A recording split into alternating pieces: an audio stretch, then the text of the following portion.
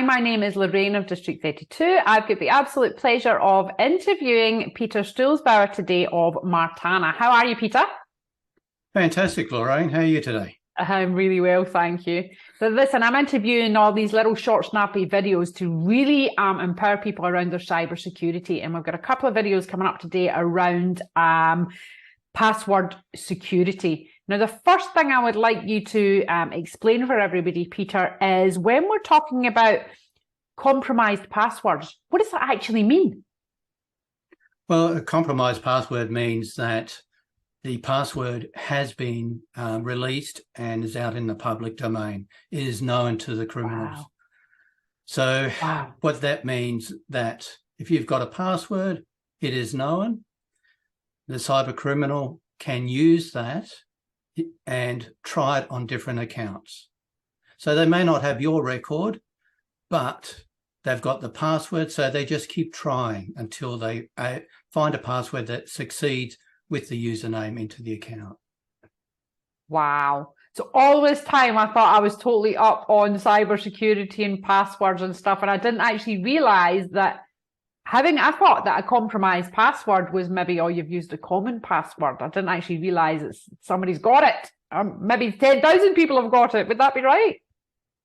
Well, that's right. The service provide links into a third-party service, and that compares against 25 plus billion passwords that are released out in the public, that are known. Wow. So it's very, very important to create a password that isn't known. Right, okay. So the point there around is we must change our passwords. How often should we change our passwords, Peter? There are two schools of thought, and one of the schools of thought is to change your passwords regularly. The other school of thought, and the one that I subscribe to, is that if you've got a good, strong password, then you keep to it unless you know that it's compromised for some reason. If you've got hundreds of records, it could take you a day or two to actually change all those records. You're not going to do that. Okay. And the more times you have to change it, the weaker the password gets, because you put a number on the end, 1, 2, 3. Right. So once they know the main structure of the password, they just keep adding the number to the back of it. Okay. Right. So regularly, what does regularly mean, Peter? Is that every quarter? Oh, maybe every month, maybe once a year? Once a year, maybe. You know, say you're banking and very important accounts, you'd look to change it once a year, maybe 6 months. But, you know, all your social media accounts that you create for buying that special present for someone, and you're never going to go to that shop again, you're just not going to change that password. Right. So have a good, strong password, maybe 30 characters long.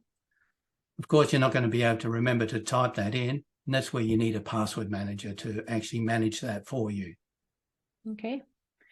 Peter Stulcbauer, thank you very much. You've enlightened us around what a compromised password actually is. Thank you very much.